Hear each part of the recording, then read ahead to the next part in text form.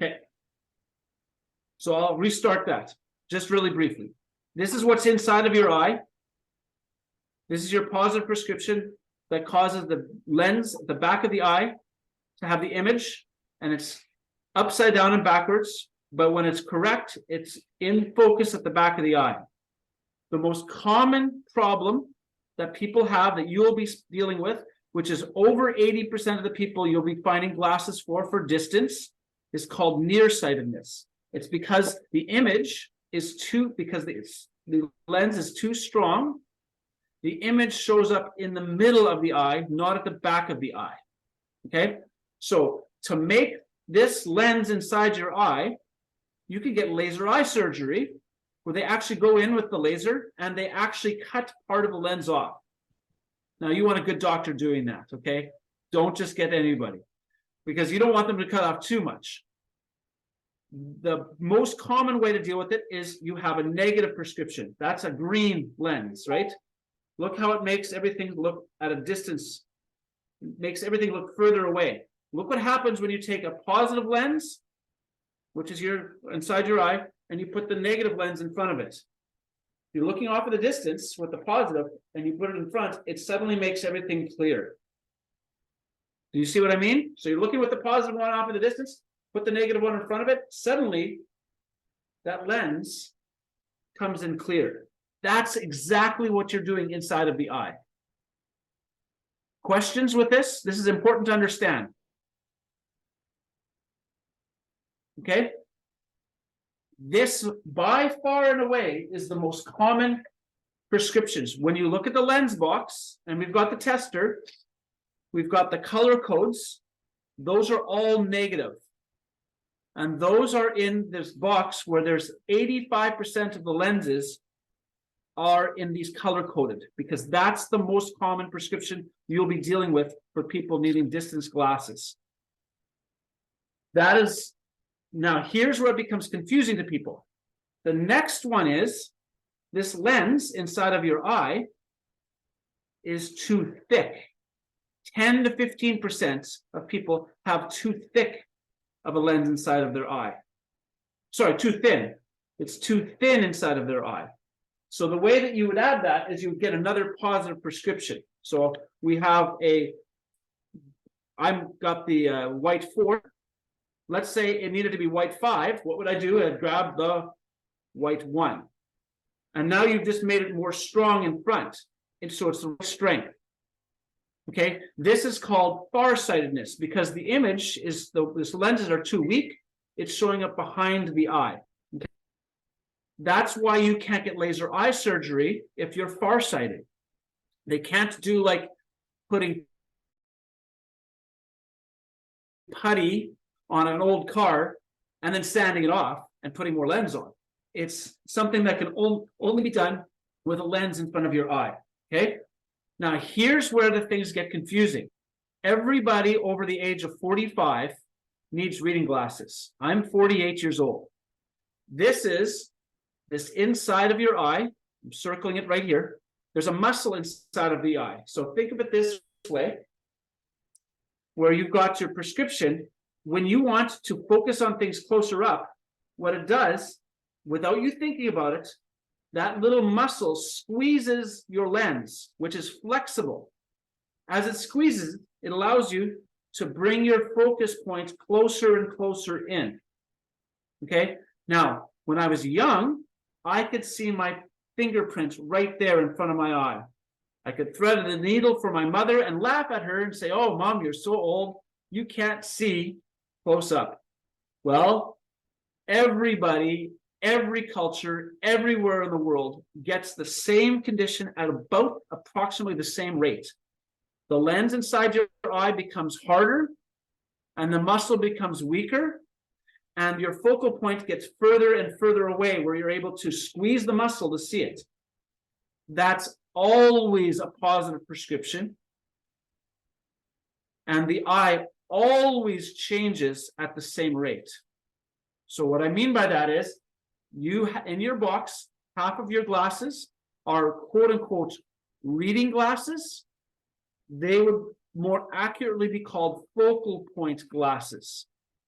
There are 4 focus points that solely goes on averages of age and the person chooses.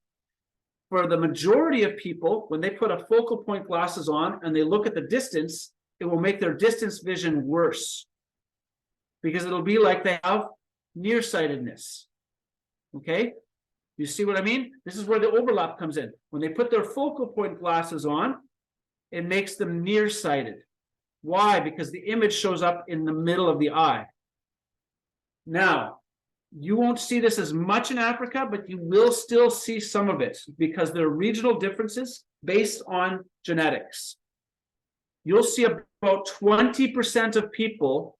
Remember what I said, you have way more people who have nearsighted who need a negative prescription. Remember, that's the ones that make things further away. As you age, a sizable amount of the population will become farsighted and need reading glasses because the lens naturally thins with age. Africans have it the least of everybody in the world, but they still have it in sizable amounts. So when you're dealing with people under 45, almost everybody in Africa that needs glasses, almost, I mean, I'm talking a huge percentage, well over 90%, have nearsightedness. As they age and they get over 45, there's a portion of the population that becomes farsighted. The lens naturally thins. You need to keep that in the back of your mind. Under 45, almost everybody's nearsighted. Over 45, you start to see more people move into farsighted. I'm a perfect example of this. I'm 48. I need focal points for reading, seeing the screen well, seeing my fingerprint here comfortably, and my lenses are naturally thinning on my eyes for distance. So I'm fortunate that I need a +1 for reading and for distance. I see 20/30 vision for distance without mine. I look at the distance now with this on. I'm looking at the car across the road. I can't read his license plate. He's about 100 meters away. I can read his license plate now clearly. You will see differences due to age. Now, you're predominantly working with the with these girls in the orphanage. Is that correct? Okay. So with that in mind, 90% of the girls will be nearsighted, will be in the colored zone. Why do I tell you all this? Because it's so important for you to know that somebody who's never had their eyes tested, you tell them, turn the dial till they can see clearly on the eye testing device, they won't know what you mean. If they've never seen clearly in their whole life, they don't comprehend what clearly means.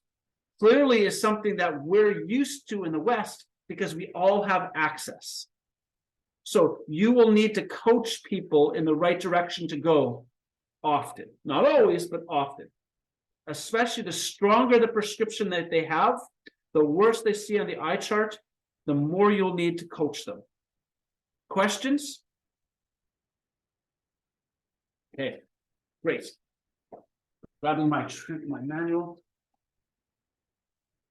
Okay, so on a pad of paper, we're going to do some hypotheticals. What is the age range of your girls that you have? Yes. When you refer to the positive and the negative, it's white and green, or can you just confirm a little bit more that? Yes. Okay. The white is positive. The white is positive. The negative is all the colors. The green, the red, green, yellow, and blue. And the reason why we have, no problem. Good question. Okay. Like I said, almost all the girls you'll be dealing with will be in the colored zones. Okay.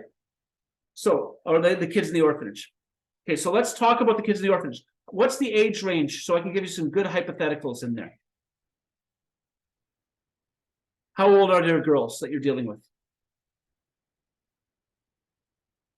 Oh, Hans, you're on mute. Sorry about that. elementary to high school aged.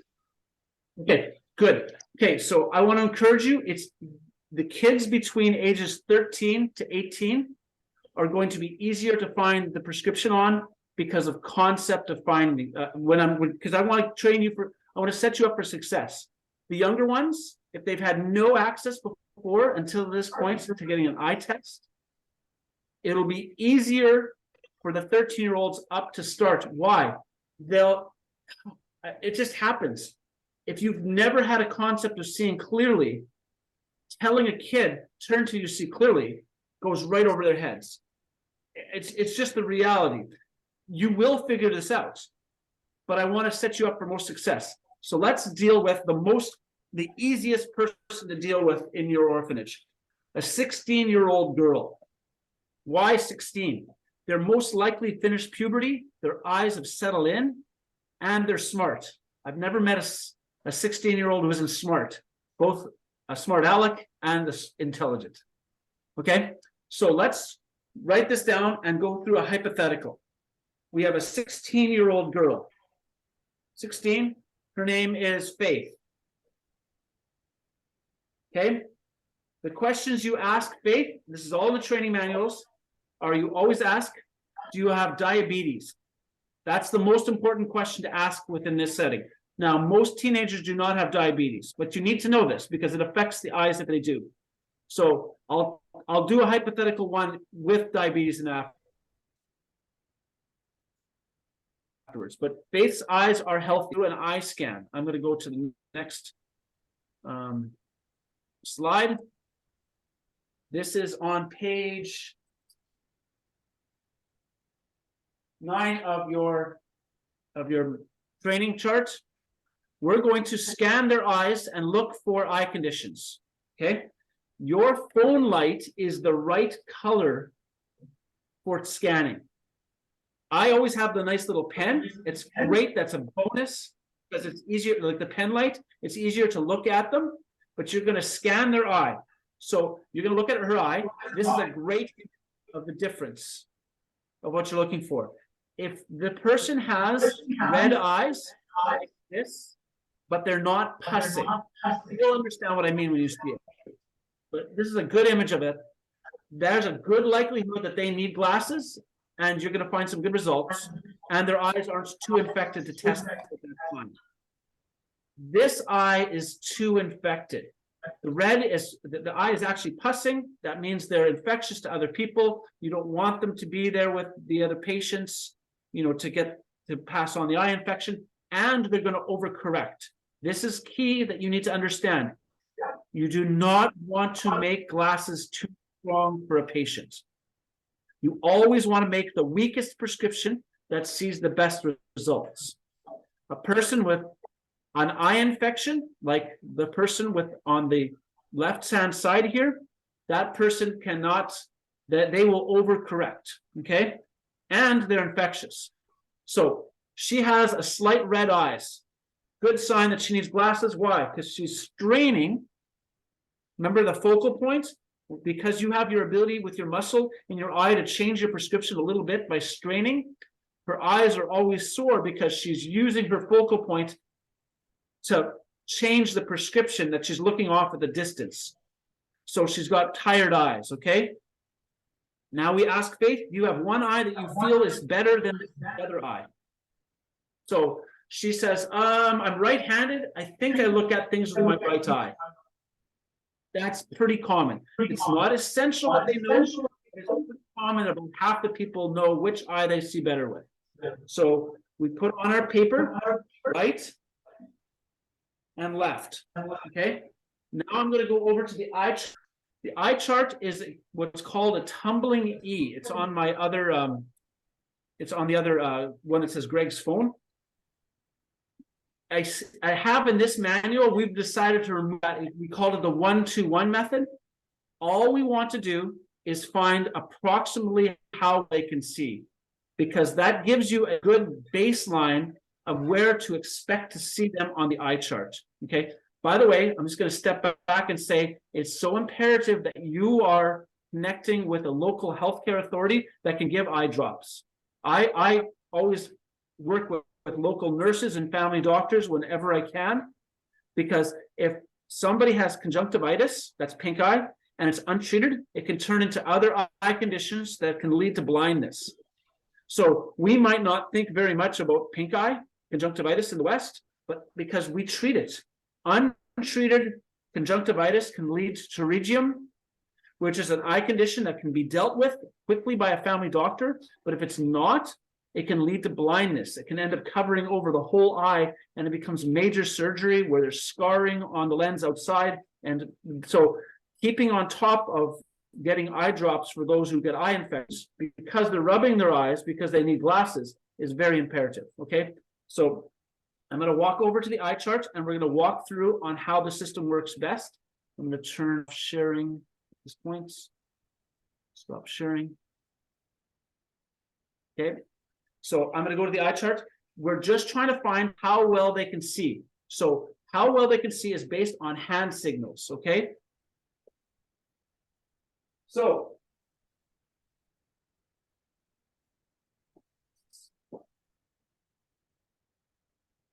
this is called a tumbling E chart by hand signals that they show. So we come up, we get them to cover the left eye with their hand, and with their right eye, you say, okay, which direction is this pointing? That way. So what is that? That way. Excellent. Now, we're just going to go down the line fairly quickly, seeing how well they see until they slow down. Then we'll go all the way across. Doing it this way speeds everything up. So I'm going to go, yes, you see it correctly. Yes, you see it correctly. Yes, you see it correctly. Yes, you see it correctly. And we go down. Oh, she slowed down on line 7. She strained to see it. You're watching it. Okay, now we're going to go all the way across. Yes, you see it correctly. Yes, you see it correctly. Oh, now she slowed way down. Okay, we don't want to stop. We want to push her a little bit. Okay, she got it. Oh, one mistake. Oh, now she says she doesn't see anything. She made one mistake on line 8. That's acceptable. She made 2 mistakes on line 9. Because she saw line 9, she made the mistake on line 9. Her reading is line 8. It's one line above. So it's the line above the mistake. Does that make sense? Okay. Barry, So go ahead. we weren't able to see because your camera had moved. So your camera Oh. was not focused on your eye chart.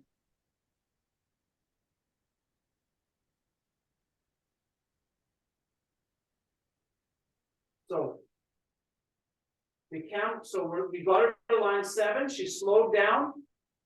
She made it all the way across at about this speed. Line 8, she slowed down even more. We're pushing her. She made one mistake. Still got them. She got to line 9 and said, no, I can't see anything. So she's not line 9, she's line 8. Because she could see line 8 with one mistake. Does that make sense? Does that make sense? Okay, so on our booklets, we write line 8. Okay, Me? now we do the same the other eye. Was there a question? Yeah, I have a question. So if the person like has an issue on number 6, let's say, we have to like write it down. It's number 5, right? Like the line above. Right. So exactly. So when they make 2 mistakes, they're the line above. Excellent. Good observation. Okay. So next line, she does the same thing. You want to go the same speed. You want them to, you don't want them to have to sit and strain and look forward and give them chances to guess. We're looking for basic ideas. This isn't a test. And here's one of the problems. Many people think this is a test of intelligence. It's not a test of intelligence. It's a test so we understand the baseline of how well they see. Because every person on the earth with that same baseline will need approximately the same prescription. So it's all statistical averages. Everything with the eye that we're dealing with that's basic glasses is simply statistical averages, okay? So we'll do the same thing on the left eye, but she sees to line 8 this time. So what does that mean if she sees to line 8? She's line 7, right? So I'll show you again. So she gets to, but she slows down at line 6 already this time. Line 6, she makes it all the way across. She gets to line 7, she slows down even more, makes one mistake, but makes it, gets to line 8, 2 mistakes right away. So she's line 7 on the left eye. Most people who know that they have one eye that they see better than the other, it's very common that they see one line worse. These are statistical common things. So we're giving you a very common 16-year-old girl. Okay, so she's line 7. Okay, so her weaker eye sees line 7. One of the things you note, you will never have a stronger prescription in the good eye than the bad eye. The right eye will have a weaker prescription. Her tendency, especially a person who's never been tested before, will have a harder time finding the right prescription with the bad eye. Why? Because they're focusing in the world through the good eye. They're looking at the world through the good eye. Those who wear glasses, you will do the same thing if you took your glasses off. You will have one eye that becomes dominant, and you will just start looking at the world through that one eye, okay?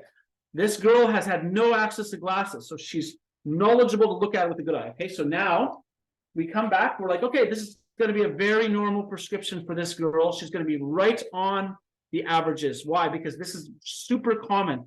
Her vision isn't bad enough that she's unsafe walking out in traffic, but she shouldn't drive a car. She probably had to sit closer to the front of the board, you know, in the room, and she probably has a low self-esteem. Why? Because she feels like, I'm dumb. I don't see the things that other people see. Nothing to do with intelligence, solely just a handicap. Okay? Now take the tester and we move it into the white.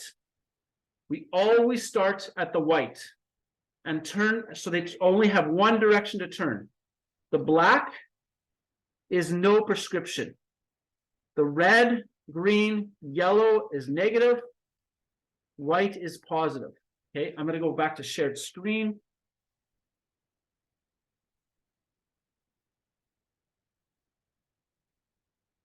Okay, we're now looking at, sorry, wrong one.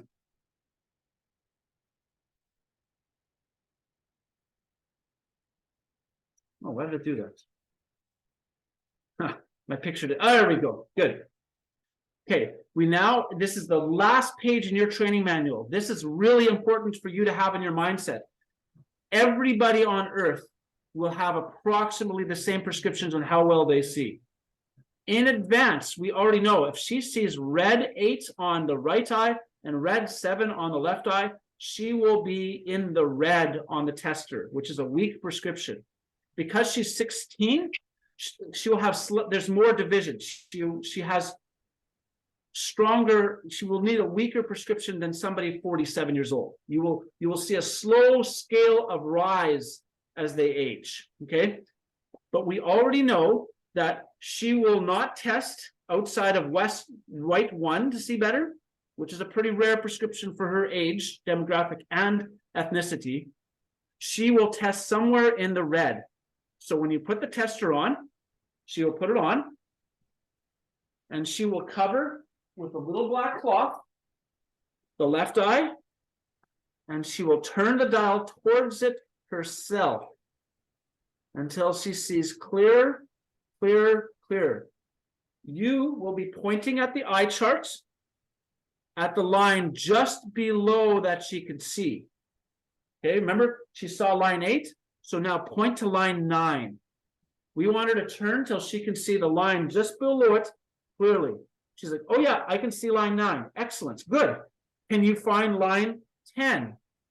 She'll be like, well, maybe. She turns a little bit more. small amounts. Okay, I can see line 10. You now look at the eye chart. And you see that she is a red 3/2, right on the line between the two. You always go with the weaker prescription, especially a younger person. Okay, so now you write in there on the chart, write red 2. By the way, red 2 is the most common prescription you have in your kit. That is negative 0.75. We have it color coded because this makes it easier for those in the field not speaking English to figure out. Everybody can figure out red 1, 2, 3, 4, green 1, 2, 3, 4, 5, right? If you have a doctor on your team, we can give you the cheat numbers. You know what I mean? So it'll tell you exactly what the numbers are. But we're asked by the World Health not to give that out unless they're a doctor. Okay. But I can give that to anybody that's a doctor on the team so they can help figure out what does this actually mean in real prescriptions. But you can make some pretty good guesstimates. Red 1 is negative 0.5. Red 2 is negative 0.75. Red 3 is negative 1. Not too hard to guess from there now, is it? Nudge, nudge, wink, wink. Okay, so red 2. What do we know about her weaker eye? It should not have a weaker prescription than her better eye. So when she puts the tester on, and she found red 2 to see line 10, when we make the glasses, her eyesight will even be better. This is, remember, this is just through a little, a little hole in there right now. Okay, when we make the glasses, we already know we're gonna have good results. It is very typical that a person will have, if they see one line difference, they'll have only one prescription difference. So if it's red 2, you already know in advance, there's a very good chance because the weaker eye will be red 3. Now, it's not for certain. She might need red 2 in the other eye, and it's just her brain isn't used to looking at things with her weaker eye because her brain is saying, I'm going to look at things with the eye that I can see things best with. Okay, so she does the same thing. She puts it on, and you're very happy with this. You can be very encouraging with this. And hey, good job, very good, very smart. You're very smart. And telling people that they're smart is really helpful in this because a lot of people think they don't see well, they're low intelligence. No, you're very smart. So she's turning. You will see that it's common that the very first time they put it on the weaker eye, that they'll just keep turning. And they'll go way strong and they can't find anything. Why? They're not used to seeing clearly with that weaker eye. At this point, you can coach them. Coaching them is simply this. Hey, I'm going to put you at the same prescription as the other eye. So I'm going to put you, remember how you just saw good with the other eye? I'm going to put you at red 2. And they're like, you do that? And it's almost like a light bulb goes on over their head. They're like, whoa, I didn't even know I could see good with my bad eye. So now you're going to ask them, can you fine tune it to find line 10? They get to line 10, and sure enough, you look at it, it's green, it's red 3. This is very good results. You're going to be very happy with this. Okay? So now red 3. Okay? Now, you can leave her in that chair. She will be the one that will be tested back there. You can come and bring the frames over. You have 2 colors of frames, black and brown. And you ask her, what color does she want? Ladies, what color does she want?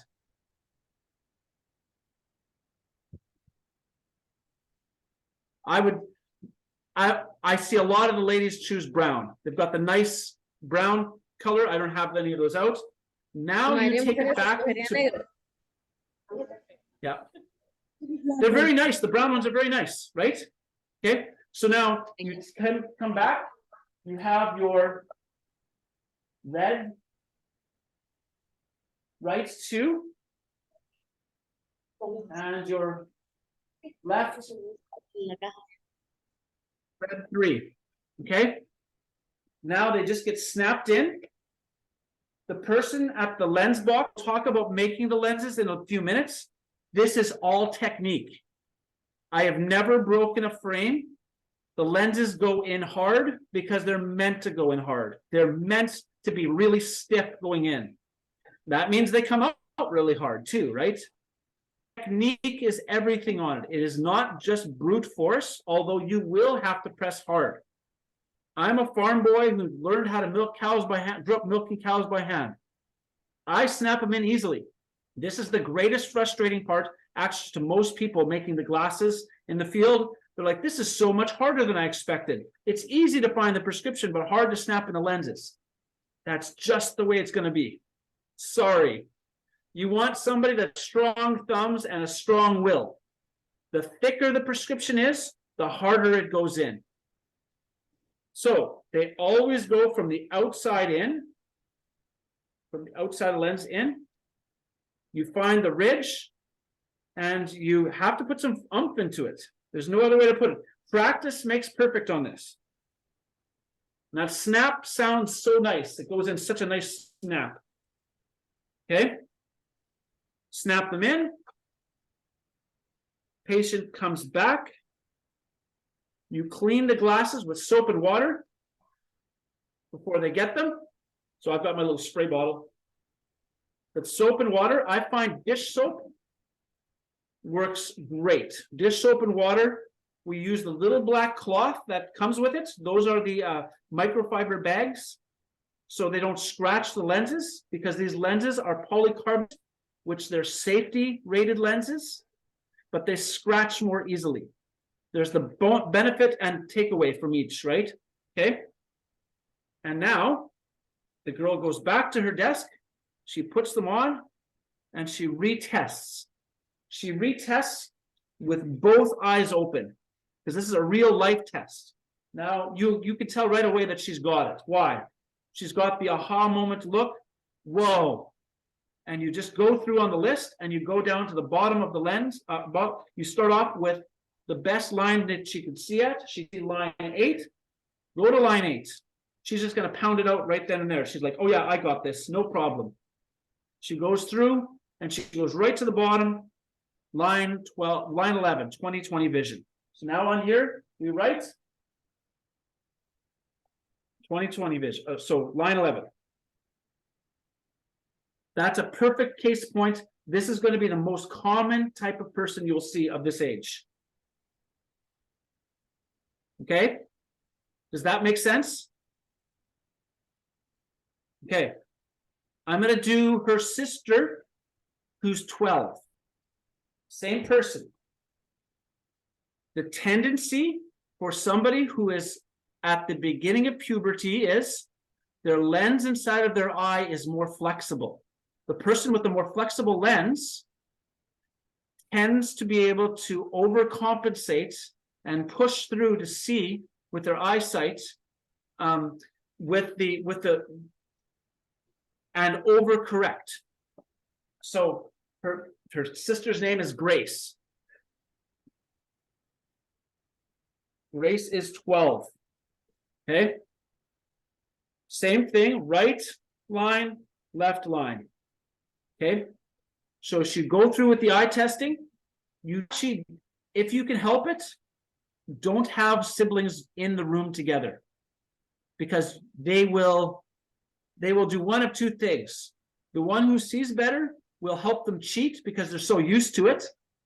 Because it's not about getting the right mark. They're used to helping them out, and they'll tell them, no, it's the other way, it's the other way. That's not a help. Or they'll laugh at them and they'll emotionally shut down. Okay? So this is really important that you don't have siblings or other friends in the room at the same time for getting tested. So Grace is age 12. We have her go through the charts. Lo and behold, she sees line 8 and line 7, just like her sister. Line 8, line 7. Okay. Now, you're like, hey, this is great. I'm probably going to see almost the exact same results of prescription as her. Yes, you will. But here's where the things come in. Again, this is all in the training manual. A child who is either at the beginning of puberty or hasn't gone through puberty yet, and this happens with optometrists, and they know this all over. all of them know that they tend to overcorrect. What they mean is, when they put the tester on, whether it's the 1 or 2 at the optometrist or our eye tester, is the tendency is they will take too strong of a prescription.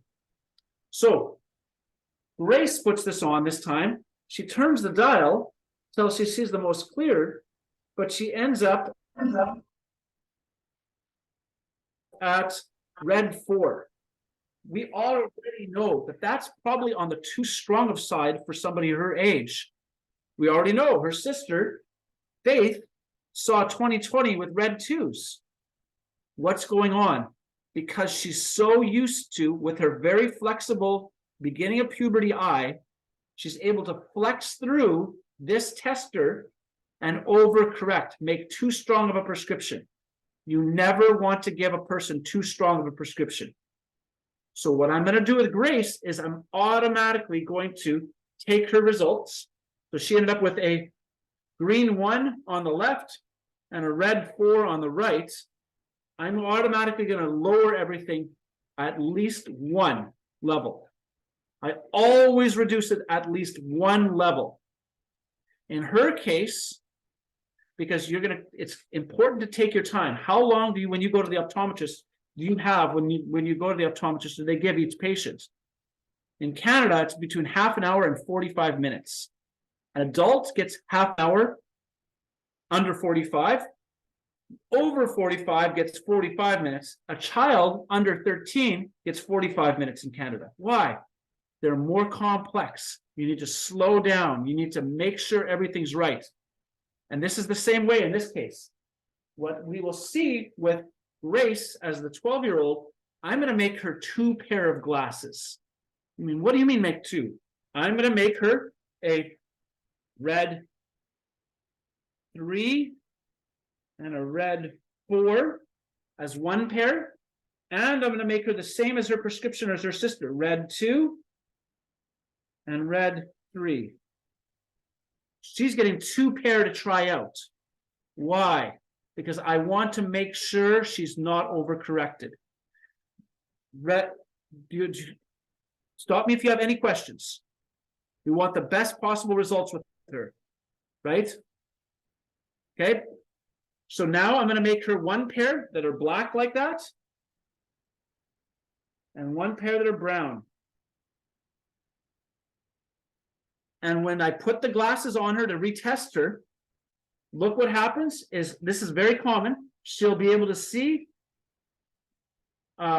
with the red 3, red 4, she's able to see 20/20 vision right to the bottom. I give her the weaker pair. She's still able to see to the bottom. Then I'm going to give her that pair. Now you might say, well, if I know that to be the case in advance, why am I making 2? Well, there's a 50-50 chance that she needs this one. Because you give her the weaker pair and she can see line 10. Okay, which is 20/30 vision. So I typically make 12-year-olds 2 pair of glasses. And I always give them the weaker pair that sees the best. I always give them the pair that they see the best with. Does that make sense? Okay, good.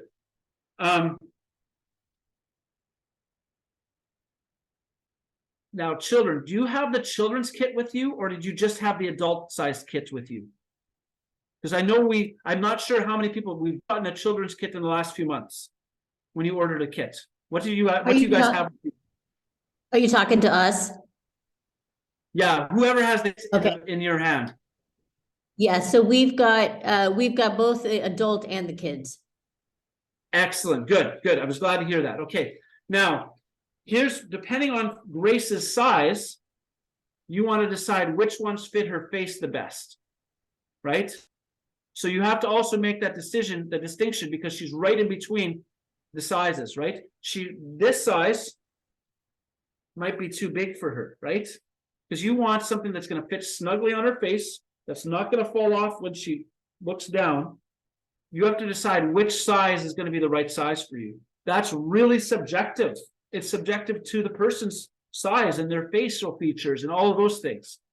Grace is right on that level between the two, okay? So you have to decide which one's going to fit. And here's the beauty of the system. Give her the size that fits best. She might say, well, you know what? These fit right now, but I'm going to outgrow these in a year. Well, that's okay. Why? You've got more glasses to give her in a year, right? Give her the one that fits the best, okay? So let's say she takes this size. You make her that size, okay? Now let's go to their cousin, who is, you can do children up to the age of 7. Under 7 is too complex. You're good. There's too much room for error, and the complexity is mostly the child doesn't understand. Does that make sense? I reserve that. I will do a child as young as 5 myself, but I've done this tens of thousands of times. Under 7, don't do under 7. You're just, there's too much room for error. Okay, so let's go to their cousin, who's 7. What can be Grace's cousin's name? Michelle. Okay, so Michelle, age 7. Now we're going to go through. They have an easy time understanding the eye chart. Okay, it doesn't take them that hard to do. And Michelle comes in and she sees on the line only to line 5 on her good eye. So her right eye, and then it's choosing right and left. It doesn't really matter. Like, you're going to see about equal, whichever eye is dominant, you'll have. So on her right eye, she sees line 5. On her left eye, she sees line 4. Okay. Looking at this chart, if she sees line 5 and line 4, what color of the prescription do you expect her to be? Green, right? It'll somewhere be in the green. The older the person is, the higher they end up being in this chart. The younger they are, the lower they'll be. But they still fall within that range. So she sees line 5 and line 4. We know when we're putting the tester on, you will coach her into the negative prescriptions. So now here's the temptation with her, with Michelle. You put the tester on and you're coaching her with her good eye, and she gets into the red and she's going to want to stop. Why? Because she's never seen this good in her whole life. She'll be like, wow, that's amazing. I can't believe how good I see. That's actually a temptation when people start to see as bad as this. Now, this isn't good eyesight. This is getting significantly worse. But the temptation will be that they want to stop too soon. Okay? You want to encourage them. Okay, you did great. She stops at red 3. That's great. How far down can we get you with the tester? And you'll just need a little bit of coaching. So she ends up in the low greens, a red 2, a green 2, or a green 3. You know you're right about the right range, okay? So now, here's where that comes. So let's say she ends up in green 4 on the left, green 3 on the right. How do we know that's where it's going to be? That's in the realm of what you expect. The tester was designed for a 35-year-old in mind, because we had to find a happy medium, right? The older you get, the more it might need to be added on the prescription of stronger. The younger you are, the more it might be less. Because again, focal point is to do with that ability to strain through. So she's that. So we put her down. This is where it gets a little bit more complicated with Michelle, who's age 7. Okay, so she's a green 3 and a green 4. Okay, now here's where the work comes in. I want to make her 3 pair of glasses. You're like, Greg, 3 pair? No, she's 7. I really don't want her to overcorrect. I want to see the best result. This is what a person who's running the table, making glasses, needs to be on the ball, not just strapping glasses in, but pulling things apart afterwards. Does that make sense? Like because 2 of those glasses are going to get put back in their bags, and you don't mix things around. Does that make sense? Okay. So now I'm automatically going to go down. I'm going to make everything. I'm going to make 3 pair of glasses, all 1 strength weaker than what she tested at. Okay. So she's gonna get a green 2. 2 on the right. And a green 3 on the left. And then a green 1. No, and a green 2. And she's gonna get a red 4. 4 and a green 1. Does that make sense what I just said? She's gonna get each one progressively down 3 pair of glasses in the kids' frames. Okay, you've got 4 different colored glasses of the kids' frames. I don't have the blue boys ones out, but you got the pink ones, you got the brown and blue ones, and the black ones. And you're going to make her all 3 glasses, and you're going to keep on top of which one is which. Make sure that you're doing your due diligence to not mix things up, okay? And you're going to come back and you're going to retest her with both eyes open, which is the best one she's going to see through with this. And it could be any one of those 3. We want the one that she sees to the best with, that's the weakest. Okay, so I'm going to go by statistical averages that she ends up with a green 1, green 2. So now you take these 2 aside, you bring them back to the person that made the glasses, they've got their notepad, and they pull them apart right away and put the lenses back into the right boxes. She's got her glasses. Okay? I know I'm feeding you with a fire hose, lots and lots of information here.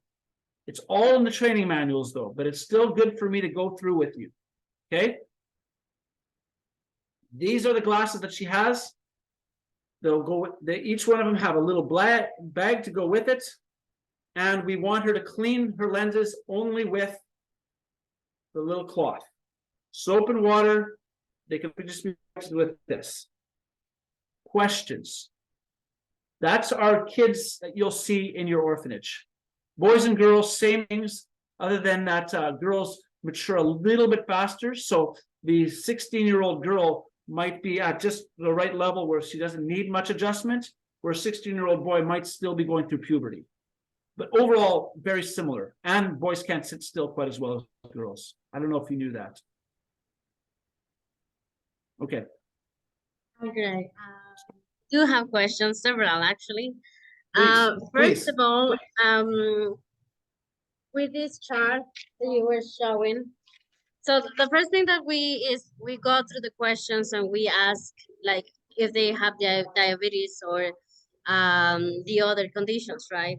Then we Yes. have to look at the eyes and see if they have pink eye, conjunctivitis, other type of That's like issues that we need to send them to the doctor, right? That's Then right. we Or need to ask the pharmacist. people. Yeah.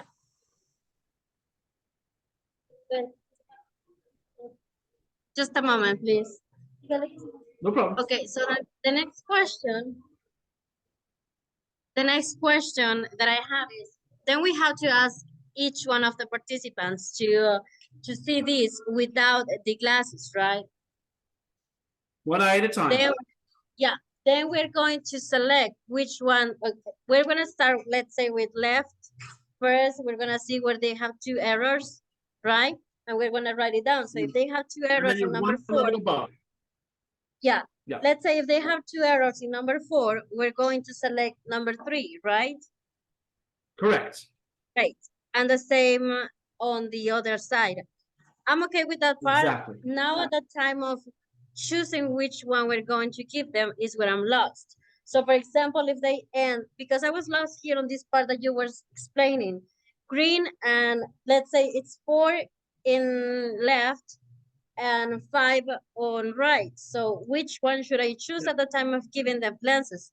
Green or yellow? You now know where approximately they'll be at in the tester. This is so you'll know when you have the tester, you'll know approximately on the tester that they'll be in this area. So when they put it on, you're coaching them saying, hey, you're getting to the normal area that people are at right now. So let's say, do you know what I mean? So they will still have the fine details of exactly the right prescription for them, but everybody is approximately the same if they see line 4. Everybody's approximately, so they'll be somewhere in the green or yellow. They won't be in the blue, because if they went to the blue, they went too strong. And if they're in the bottom red, they're probably not turning it enough. So you're trying to coach them into the right approximate area. So when an optometrist tests your, yeah, go ahead. Does that make sense? Well, yeah, it makes sense, but we don't have to give them like an extra prescription, like a stronger prescription, what they already have. For example, if they look good with number, let's say 5 green, we're not gonna try to give them like the one that is like above it, right? Because you said that if we give them too strong, right? Okay. Exactly. This helps you understand where they've got, see, one of the tendencies with children is that they'll overprescribe, they'll turn the tester too much naturally, because especially a child who's never had glasses, because they're always straining with their eyes all the time.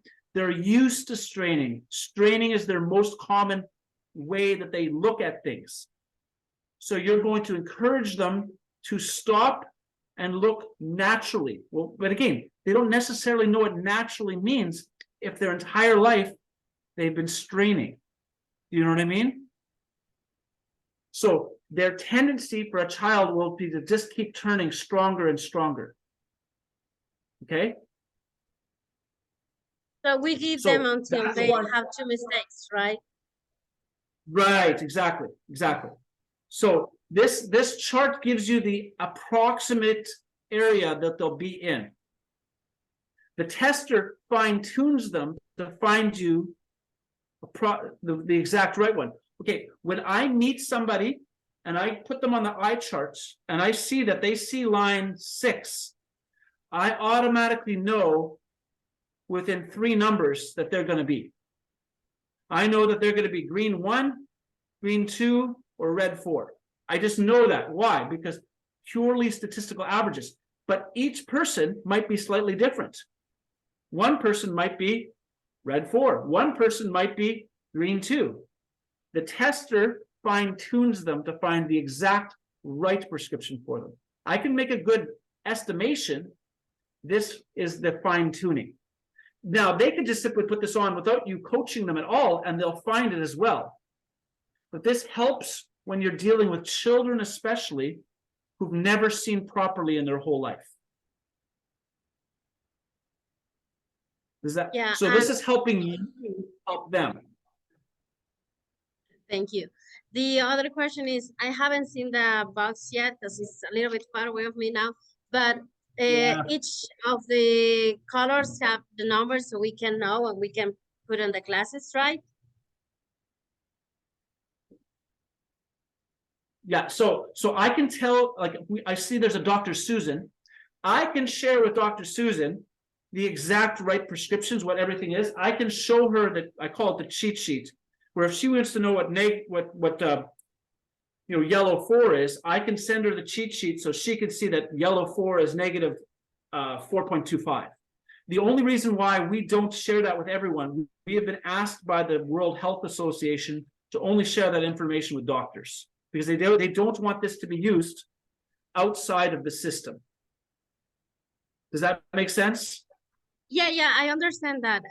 The part, I guess my question was not clear is that at the time of we choose which like lenses we're gonna put on the classes, each color is going to tell us which number, or we just select green and green, No, like you red and select green. from the tester. So you select from the tester. So you know approximately that they're going to be in the green, and they stop at green 2 on the tester. Then you use what the tester says as your baseline. Yes, that's right. So you have your, so let's say it's a red 3. Red 3 here, because you don't have the tester to see in front of you. Yeah. And you got red 3 here. Yeah, I see the numbers In now. the Thanks. lens box, everything is by statistical averages too. So we already know in advance, red 2 is the most common prescription in Malawi. The chances of it being the same in Kenya is very likely. So there are 22 times more red 2 than there is blue 5. Okay. Here's a blue 3. I just have in my example. So there's way Right, more yeah. of the weaker prescription because we know that that's Getting the most that. common. Okay, so now here's the other one to note. You will see, I predict you will see no children in your orphanage that have stronger than yellow. And the reason I say that is there's too high of a chance of them dying. The only times that I see people that have a stronger prescription than -4 in developing countries like Malawi, Zambia, Kenya, is where they're in richer families and they were able to survive. And at that point, they often got glasses because they have such poor vision that they're killed in traffic accidents. In Africa alone, every minute, one child is killed in a pedestrian traffic accident. Sorry, 2 every minute. 2 every minute. The estimation by the WHO is one of those, so half, are directly related to eyesight. Whether it's the child can't see, or the driver can't see, or both can't see. So this is the greatest killer in the world right now, is poor vision on roads in Africa for children. So you will almost see, this is why I have people saying, why don't you have stronger than -6? Well, for North America, we would need stronger than -6. I was in Congo for 2 weeks in November. We handed out 2,000 pair of glasses. In that time frame, we didn't hand out anything below -4 for anybody because they just didn't survive. And you might say, that's incredible, but that's just the facts. And this is what we're going to do to help solve that. So great question. So the tester tells you your fine details. Got it. The Thank chart gives you the basic outline. Yes, go ahead, Karen. So I have just a couple questions. The box, when it came, some of the white ones were actually out of they fell out. Because that's my doing. I just try to jam as many. I'm always No, trying to it's get okay. more into the I just box wanted as to I make, can. Probably fell out. I just wanted to make sure that I put them correctly. Number one, there's no place where there's an actual thing that says a 6 or a 5 or a 4 or anything, right, on the There's lens, correct? Are those empties? Are they just empties inside them? No. Like, So, is it no so the prescription on them? lens, there were like 4 of the lenses that had fallen out, and they were from different numbered. So I just wanted to Oh, make sure no, that's not supposed to be the case. I've never had that happen before. Shoot. So I don't know what I that's just telling you. I've never had that happen in mine before. so I ended Like there's up some that just- are just mixed in that you don't know what they are? correct. So basically, I knew which envelopes were empty, and they were Yes. all a different strength. So I just looked to see No, which I've ones never were had that. I don't even stronger. know what to tell you for that. But Yeah. but number one is less strong than number 6, correct? Yeah. Okay, Yes. then I think You might have to just go back through. Yeah. I think I did that correctly then. So I just wanted to be sure Okay. that I had done that right. I've never, then if you ever get kits from us, I will bring that up because we have them manufactured in China, like that kit, that somebody Uh-huh. put something together wrong. I'm always trying to jam as many lenses into the lens box as possible because more lenses is better. Right. So, exactly. that means that, maybe it got overfilled. So the other question I have is there's little existing lenses in the frames. Yes. Do those come out as hard as the other ones go in? No, those come out much easier. Those are just Okay. there in terms of made for manufacturing purposes. So when they manufacture these in the molds, they put those in to Uh-huh. hold it in place, so it holds the shape Okay, while it's cool. okay. So Those are all just those Plano, all get right? thrown away. Sorry, what? Those are all just Plano lenses, 0.0. Yes, they're just plain lenses and they're not safety rated. They're just a plastic lens to hold it into its shape. Those all get thrown in the garbage. Okay. So, do you recommend, pulling those lenses out through the back? or the front? They always come out, they always come out to the front, so you push them from the back, front. Okay, okay. And then when you put So with they the always other go ones in.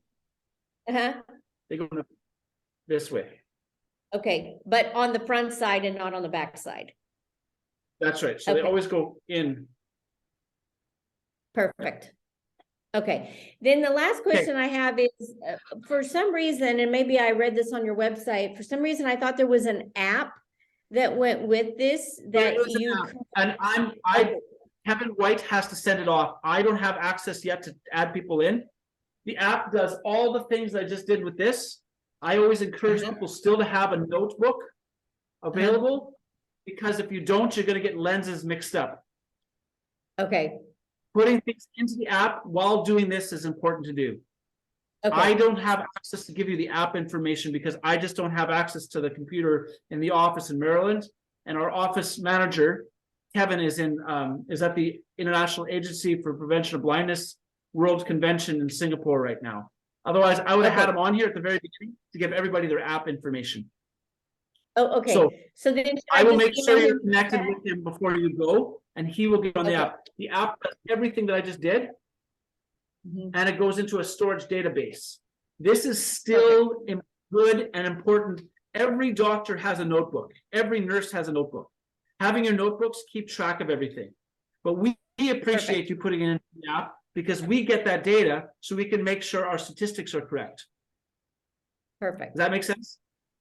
Yes, and I'm just wondering from, since it's a school, it might be helpful for them to have those records anyway, so we may put together some sort of a cue card or some, like a records thing for the school to have. That's exactly what I do too in mine.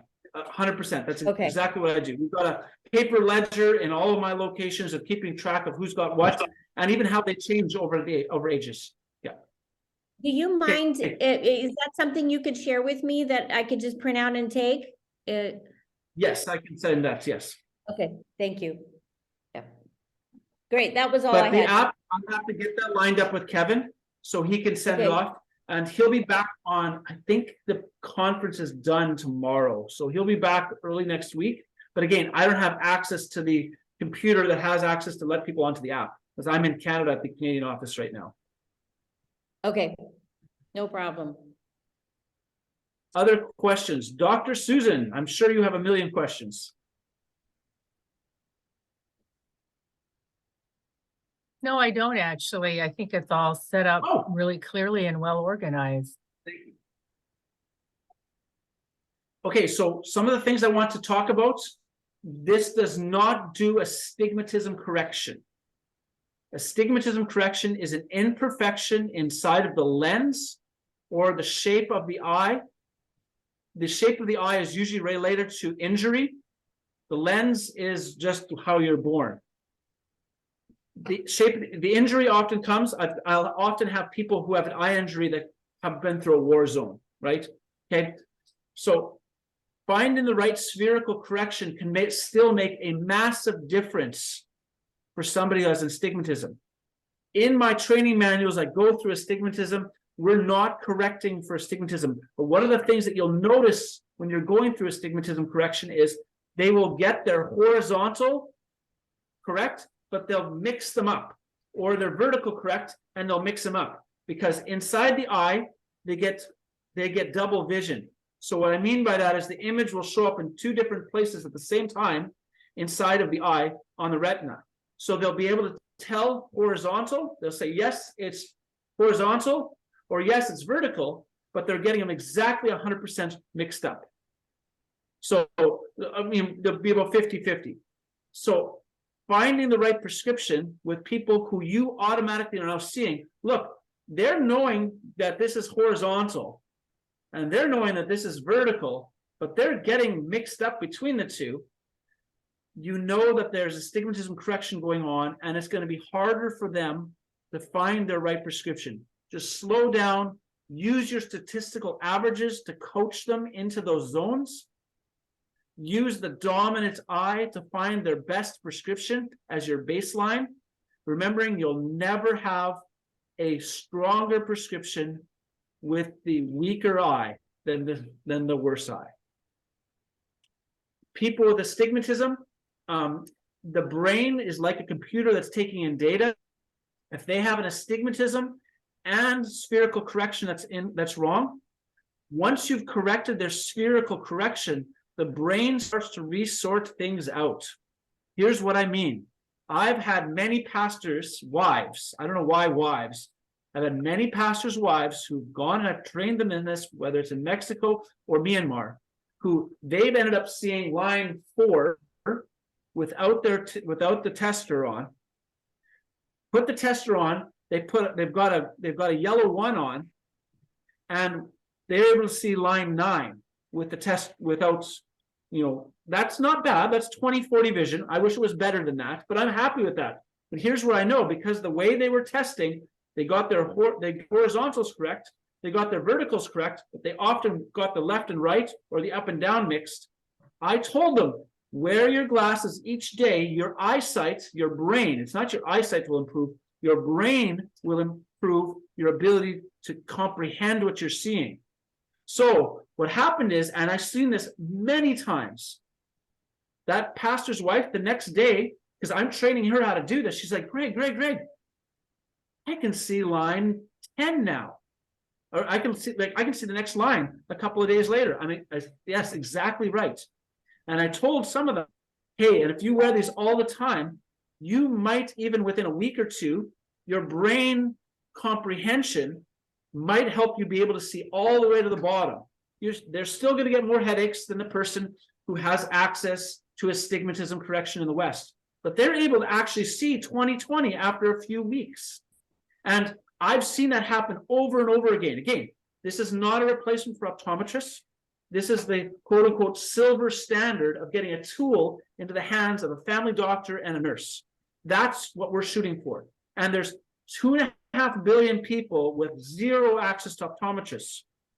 But according to the UN, 95% of those have access to a community healthcare nurse or a family doctor. So now you just give a tool to a family doctor that they can now do 90% of the work that an optometrist could.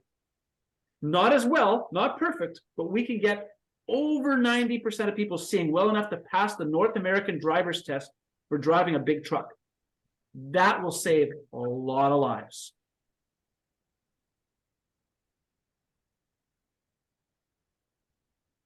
Clear as mud? I have a question. Yes. Someone was asking me here about what if we have, for example, one patient that can read, let's say, line 3, but on the Yes. left, but on the right, we are like going down and down, and we get to this point, and the person cannot see. So what do? We do like we give like green color here and the other one positive, or what do we do in this case? Or we Oh, okay. So are you asking about, closest okay, so the person can see line 3 with one eye and they can't see Yeah. anything with the other eye? Is that what the question was? exactly. Okay. Yeah. Okay, so let's say they see nothing with the other eye. That does happen, especially with people with really bad eyesight. Especially children, their brain will just turn the eye right off. I will typically make them this one prescription stronger on the eye they see nothing with. Because if they can't see anything, you want the same weight, because you don't want the glasses like, you know what I mean? Like, don't give them 0 prescription. Give them the same prescription, but one more. Occasionally with a child, and that one I want to see retested in 6 months. So let's say I've got this 10-year-old child. I know exactly, I've seen exactly what you're talking about. To see line 3 with the good eye, 0 with the bad eye. They can't find anything on the tester to find that bad eye. I'd make them one stronger. It's amazing how I come back a year from now. It's almost like their bad eye got turned on. The brain turned it on. And then we retest them based on what they're going to see with that. So you I give never pretty much stronger one? I often will give them one stronger or the equal or the same.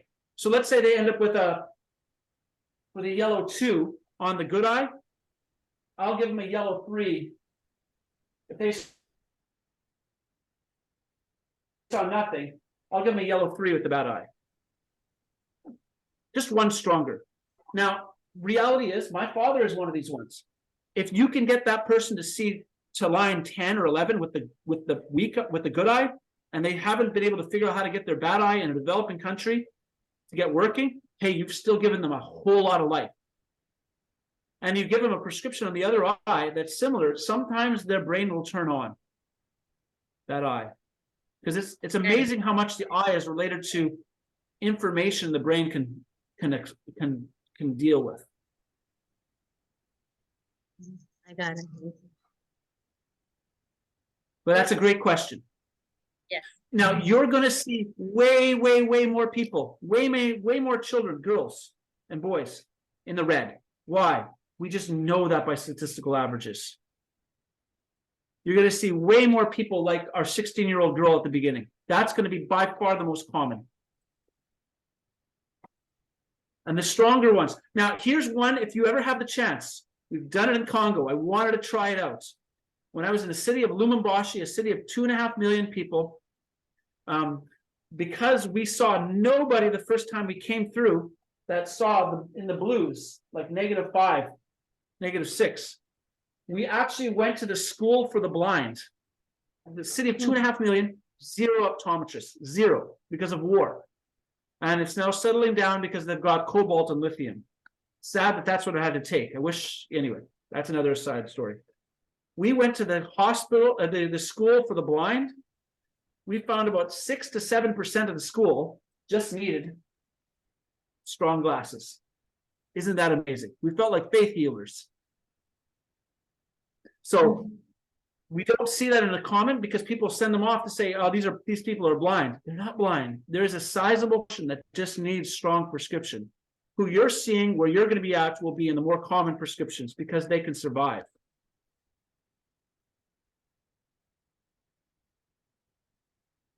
Okay, so other things that people have questions about when they come back, we do not sell lenses individually. So let's say you run out of 2s and 3s of red. We do not sell them individually.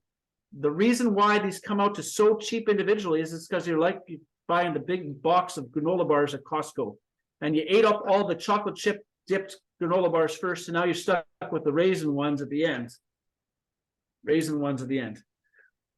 I'm sorry, you're stuck with the raisin ones at the end. But what I do in my clinics, you can buy the lens boxes, a new lens box, separately without frames. Nothing goes to waste. All the stuff interacts with the same size of frames. Whether it's children's or adults, they all interact. You're not going to waste. Statistically, if you end up with some extra lenses, that's not a bad thing. You will end up using them. In my refugee camp clinics, I find frames are lasting 2.5 to 3 years, and they're getting 2 to 3 sets of lenses in them over that time. Your lens box has about 15% more lenses in it than it does frames. You will, I guarantee you in the future, you will be ordering more lens boxes than frames. We totally know that. And you're in the lucky place. Your stats are good because 90% of our work has been done in Africa for statistics. My stats in Central America are completely off. We need way more stronger prescriptions than what we're supplying in Central America. We're working on a Central American box. Your stats are going to be pretty good.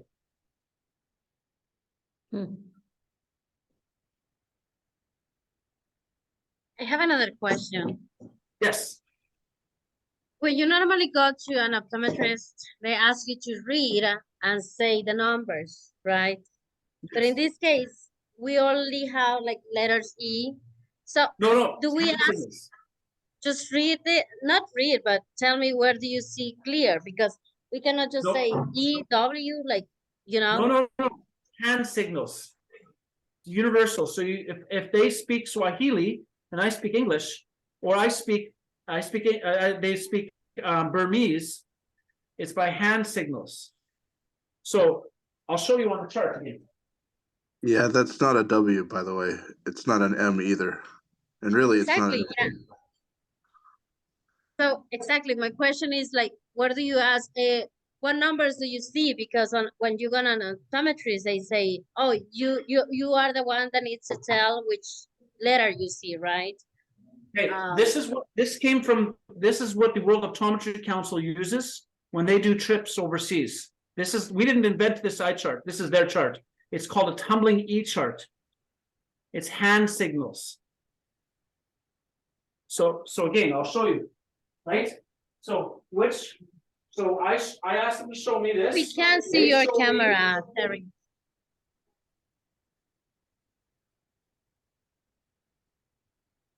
Left. Oh, You know what I Terry, you're mean? doing it on your phone, I guess, right? Oh, great. So yes. I was doing it on my phone. Yes. Yeah, Yeah, on the okay, phone. could Did you you do see it it on the again? phone? Because I couldn't Sorry. see and I didn't hear you at all. Okay. So it's like ¿Está mirando? that way. On the phone.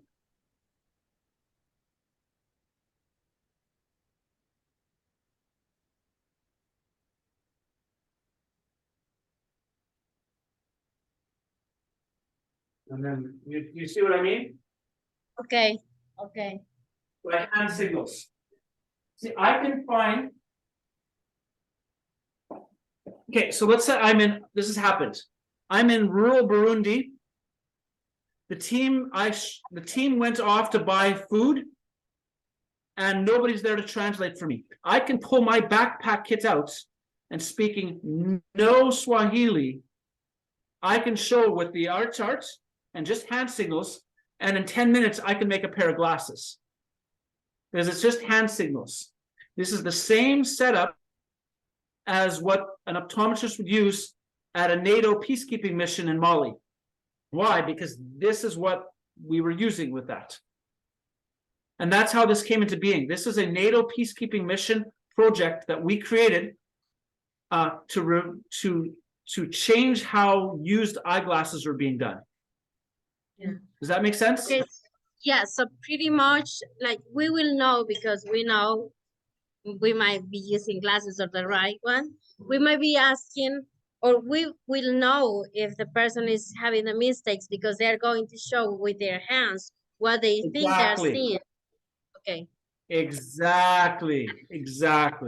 If they're mistaken, they're pointing the wrong directions. Exactly. Yeah. Okay. I got it. Thank you. Yeah. ¿Alguno tiene más Any other preguntas? questions? Vamos a volver a hacer la repetición en español.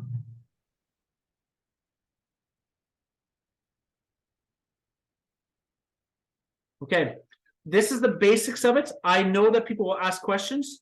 I have no problem with follow-up at all. Please feel free to text on WhatsApp or send an email with questions in the field.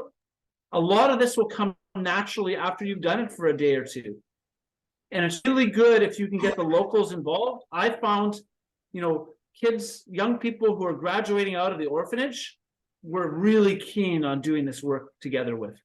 I always tell teams, if you can have by the end of the week that you're doing this, locals leading one of the stations the entire time, by the time you're done, that's great.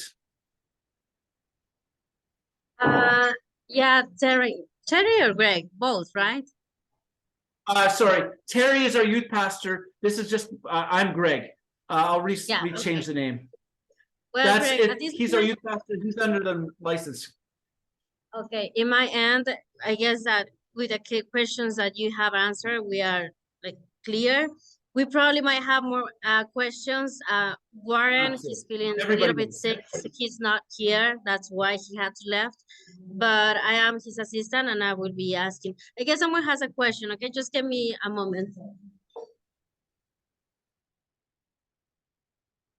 Okay, I want people that have access to the glasses kit, practice putting the lenses in advance together. Start with the reds, move your way out, green, yellow, blue. It's a lot harder than you think it's gonna be. This is gonna be the thing that's the most frustrating, snapping them in. Do not worry about, I've never broken a frame. Do not worry about pressing hard, okay? And have somebody on the team, like get a local. I found mechanics have strong hands. If you've got that lens, you're like, we didn't get this, get them the car, the guy that drives the car for you, get him in there. He's gonna be like, I love snapping glasses together. Just to get clear, like if someone is seeing through the lines and they have you see that they are like doing this with the eyes, or they are like having difficulty to see, that is already considered as an error, as a mistake, right? Yes.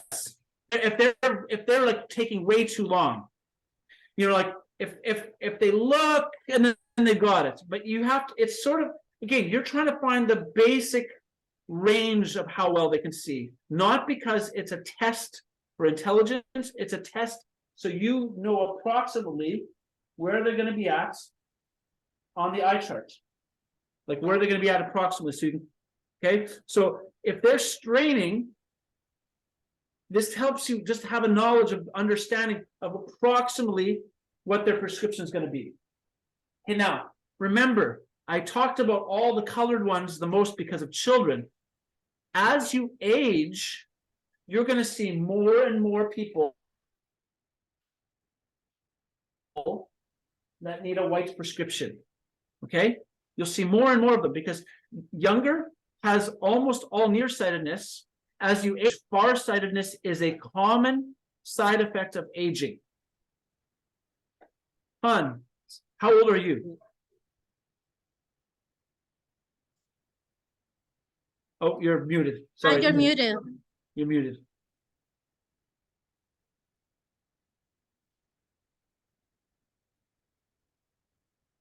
No, Hans. Sorry. Hans, Or you're Dr. still Susan, muted. because we're probably more similar ages. When did you start needing reading glasses? Okay, Han. Yeah, I'm old, and my eyes are. I'm surprised I even woke up this morning. No, I'm 46, and I needed reading glasses right at 40. Yeah, okay. Okay, so now, out of pure statistic, if you need reading glasses at 40 already, there's a reasonable chance that you have natural thinning that's going on inside of your eye, and you might be slowly turning farsighted. So you might need a strong positive prescription to see distance 20/20 again. Now you can get by everyday life with 20/30. I can get by a life with 20/30 vision as well. I can drive my car, but if at night I totally notice because I'm 2 years older than you. I need this now for driving at nights the best. Does that make sense? So you will notice more and more people, especially as they get over the age of 40, suddenly you'll need white prescriptions, which is the bottom of the lens, right? Children, you still will see some. My youngest daughter, who graduated yesterday, she is a white 1 to see 20/20. She is rare though. She's less than 5% that need that. So don't rule out that they could need a white, right? Don't rule it out. It's just more rare. Okay, but as you hit, by the time you hit 60 in Latin America, 50% of people are white prescription, because Latin Americans have the most natural thinning of the lens of everybody in the world that I've seen so far.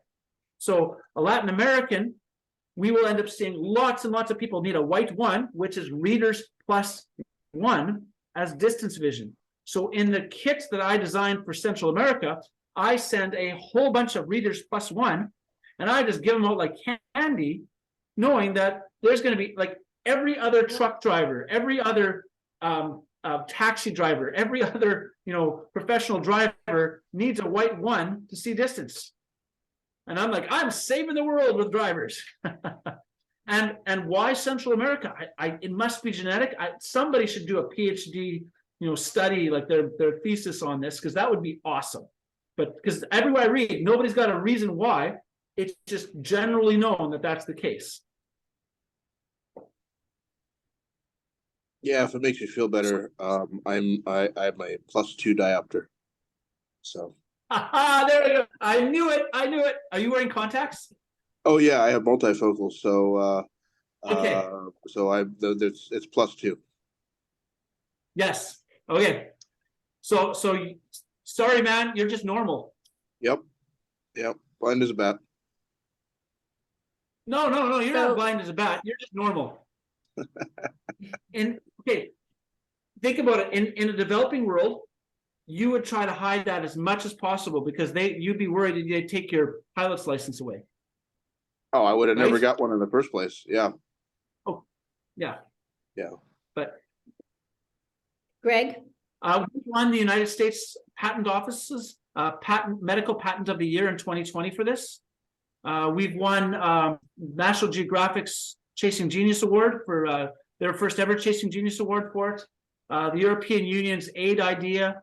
And last year, I couldn't believe it when we got an email from the Nobel Prize Committee asking us for an update on what's going on. Now, that's still 10 years away, but we're at 400,000 glasses out in this manner. When we hit that 100 million glasses, that's when we'll get that award. Because what we're doing is we're just simply, think about it this way. 45 years ago, the only way to get your blood pressure checked was to go to a doctor or a trained nurse. Then they came out with a blood pressure cuff monitor where anybody can check their blood pressure. This is similar. More complex than that, but now, instead of a 4-year optometry degree, we can teach a nurse or a family doctor how to do 90% of the work that you need for making glasses in the regions that have no access to optometrists. So we're like creating a tool, and this is for the medical field. This isn't for Joe Blow, anybody to just use. It's to walk alongside within the medical field. I can teach a teacher how to do it. I can teach an engineer how to do it, but it's ultimately best done when you have a family doctor around.